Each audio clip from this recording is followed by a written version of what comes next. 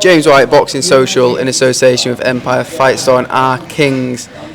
I'm here with Adam Smith. We've just seen Leigh Wood beaten by Cacace. I just want your thoughts and feelings on that, first of all. I thought he was brilliant tonight, Anto. I thought he was absolutely fantastic. Maybe Joe Cordina's the best night of his life, but I thought his performance today was right up there. I thought he looked really, really good. I felt when Leigh got in the ring at the beginning that he just wasn't quite big enough as a super feather. That was the first thing that hit me.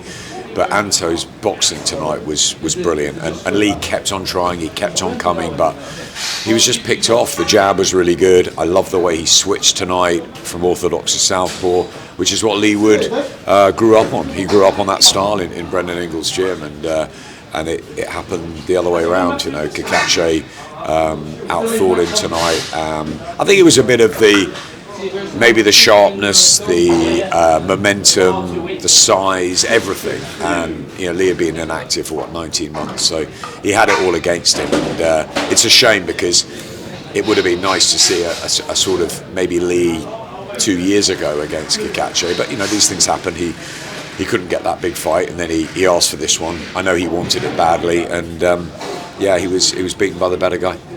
Just on Cacace, you mentioned it there, where do you think that does rank in his win? I think it's right up there. I mean, I think obviously the Joe Cordina fight, unbeaten world champion, will probably be the night of his life. But I thought his performance tonight was mature, was pinpoint, his feet were so good tonight. I thought his legs, his movement, everything was fantastic, and yeah, I thought he thoroughly deserved it. And you know, Leigh battled to the end. I thought Ben Davison was spot on with the towel. He was absolutely right. Try one of these babies tonight. Enjoy one of these. Black Forge Irish Stout, the best stout in the game. We've got cigars, stout. We've got everything. Cigars. We've got everything. McGregor's drink. McGregor's drink. I don't drink, I don't smoke, but I've got everything. You know, it's brilliant, isn't it? I was given cigars at ringside. Don't worry, that didn't affect the commentary. I love Leigh Wood. I'm gutted for Leigh. The better guy won tonight, and you know, Leigh spoke well afterwards. And if this is the last we see of him in a ring, then you know, I want to thank Leigh for everything that he's done for boxing. He's had a phenomenal career. It's not up to us to tell a fighter to retire, but you know, he's an intelligent guy, and I know that he's thinking about life outside and after the ring anyway. I know he was beforehand, so you know, he'll have a think about it, and he'll talk to his family, and he'll talk to Ben, and they'll make that decision. But if this is the finale, then Leigh's been utterly brilliant, and I've enjoyed every minute of his career. Where does Anto go from here? Who do you want to see him in the ring with? He says he completed Britain there in the press conference. Yeah, he has, and I don't think it really matters. I think he's always in good fights. I think a world title fight would be fantastic for him, but I think most importantly, he needs a homecoming in Belfast. I think that will be brilliant for him. He's got family everywhere. I don't know if you know, but he's got family in Italy. I've met some of them before, randomly, and so he could fight on the Amalfi Coast, which would be amazing, because I think there's family around the Naples area. But yeah, I mean, he's Irish, he's Belfast through and through, and I think that there was a good chunk of Irish fans there tonight, and I think they'll come out for him. So I'd love a homecoming in the summer in Belfast. That would be brilliant, wouldn't it? I just want to pick your brains quickly on Usyk-Dubois too. Okay. Coming into that, Dubois is his new prospect. What test does he pose Usyk, this new Daniel Dubois? Well, he's got a much better chance than he did in Poland. I think the opportunity is there for Daniel Dubois on the back of the Joshua knockout win, but it's going to be incredibly difficult to beat Alexander Usyk on the form that he's still showing. He might be late 30s, but if you watch back the second Tyson Fury fight and see how well he finished, if he brings that to the ring on July the 19th, Daniel Dubois is in for a very, very hard night. But he's got that momentum from Miller, from Hrgovic, from Joshua, so this is a better time to be in the Daniel Dubois camp. Psychologically, I think mentally he's stronger. I think he's matured with Don Charles alongside him. He'll never have a better chance, but I still think Usyk is the man to beat. He's superb in rematches.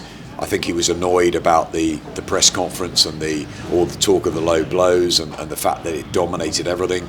I think he'll go back to Spain and train as hard, if not harder than ever, and I think you'll see the best ever Alexander Usyk on July the 19th. So Daniel Dubois has got a chance. He hits hard.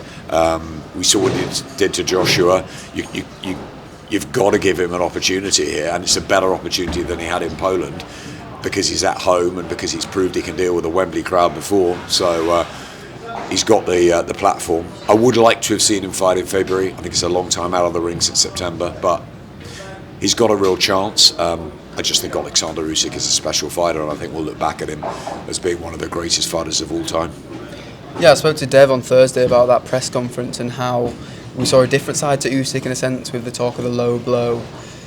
Do you think that's going to fuel him more? It's sort of going to be more motivation for it? Something we haven't really seen him had to deal with before. Yeah, I think they were trying to psychologically get to him, try and unsettle Usyk, and maybe they think it's work, Team Dubois. Personally, I know Usyk pretty well, and I don't think that anything will bother him. I think he'll just get into training camp, do what he does. He loves his sport, he dedicates his life to it, and he's only had 23 professional fights, so I think he's going to be fresh and sharp come July the 19th. But I also think Daniel Dubois will be at his best. I think that it's going to be a great fight. I cannot wait for it because Dubois got the chance of creating history and becoming the undisputed heavyweight champion for Britain at Wembley Stadium. What a time, what a moment it would be. And of course he's got a chance. You know, whether it was a low blow, a body shot, whatever it was, Usyk had problems for a time with Dubois in Poland, but of course he came back and got the victory, and normally he does it again second time around, like he did with AJ, like he did with Tyson Fury. So yeah, I mean, Usyk definitely goes in a favourite, but Dubois has got a real chance. And just finally, I just want to pick your brains on, we saw Inoue fight last Saturday. That fight with Nick Ball apparently has been talks. We saw Inoue get knocked down last Saturday.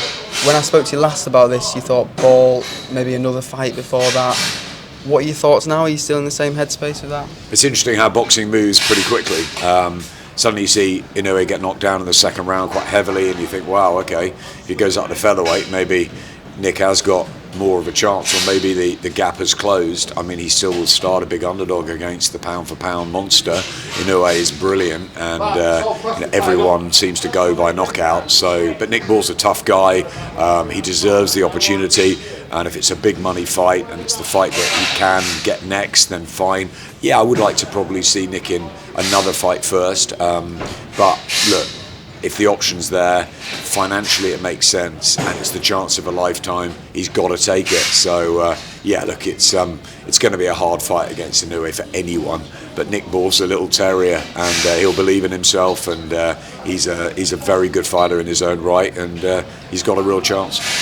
Adam Smith, always appreciate your time. No problem. Thank Cheers. you. No problem. Appreciate that. You handed